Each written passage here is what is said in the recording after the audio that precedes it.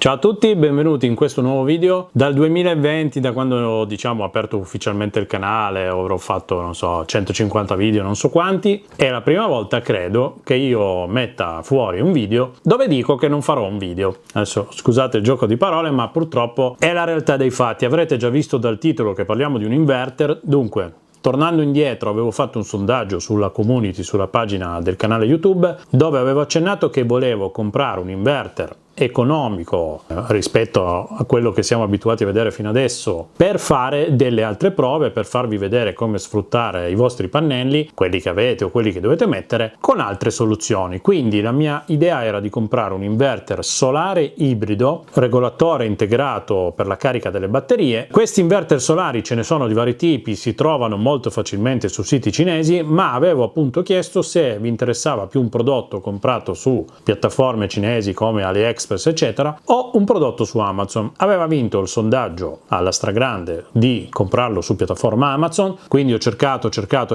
finché ho trovato e scelto questo inverter. L'ho comprato e ho iniziato a fare delle prove. Ora, questo inverter, quando vedrete il video, probabilmente sarà già tornato indietro perché l'ho restituito, non perché non funzioni, ma adesso vi spiego perché. È un inverter che aveva delle caratteristiche normalissime, perché era un inverter che doveva dare in uscita 3 kW, quindi andava bene per tutti gli impiantini in linea con i piccoli appartamenti o costruzioni separate eccetera, e aveva la gestione di pacchi batterie a 24 volt. Ovviamente aveva un ingresso per il fotovoltaico e aveva una sua funzione che, collegando sia la rete che l'uscita di casa vostra qua sotto, lui in automatico doveva switchare da produzione fotovoltaico e presa di batterie rispetto al fornitore nel caso in cui non ci fosse abbastanza produzione o accumulo nelle batterie. Funzione interessante che hanno praticamente tutti gli inverter cinesi di questa tipologia, e quindi mi interessava, l'ho preso. Ora, perché invece non vi faccio vedere che l'ho provato? Per due semplici motivi.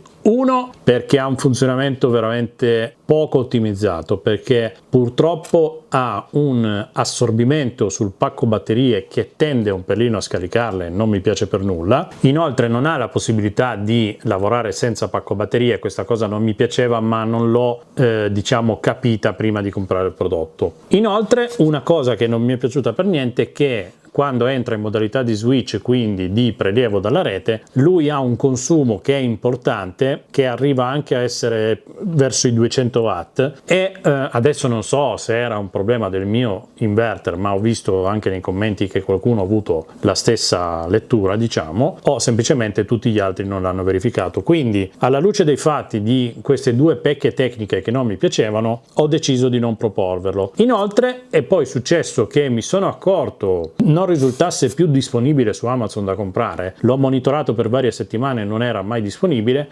Ora che sto registrando il video ho visto che è di nuovo disponibile, ma costa più di prima, perché io l'ho comprato a 350 euro e adesso costa 430 euro, quindi già un cambio di prezzo che non mi piace. Tutto questo per dire cosa? Che io non voglio farvi comprare un prodotto solo perché poi becco qualche euro di commissione dal fatto che voi usate il mio link Amazon. Se trovo un prodotto che compro, non mi piace, non funziona bene, o ad esempio magari non ha nessuno di questi problemi, ma mi accorgo che aumenta il prezzo, non mi piace proporlo. Quindi questo qua torna esattamente da dove è arrivato, comprerò qualcos'altro di più utile, e purtroppo credo che da come sto vedendo su Amazon la scelta è molto limitata per quello che riguarda questi inverter. Non è da escludere che io, ahimè, debba non prendere in considerazione quello che vi avevo chiesto e cercarne uno su qualche piattaforma cinese, perché ho visto che ci sono dei modelli interessanti, alcuni dei quali tra l'altro permettono di funzionare senza pacco batterie, che è una cosa da non sottovalutare. Quindi questo video finisce qua, l'ho fatto per comunicarvi questa cosa, per farvi vedere che non sto con le mani in mano, ma anche se magari non esce il video che state aspettando è perché ci sto lavorando e magari ho avuto delle problematiche, cercherò un prodotto migliore. Intanto andremo avanti con altre prove, ho dei nuovi dispositivi molto interessanti e faremo un po' di test. Sto provando dei pannelli solari flessibili, sto facendo un sacco di test in questi momenti in cui magari non mi vedete pubblicare, ma io sotto sto lavorando per voi.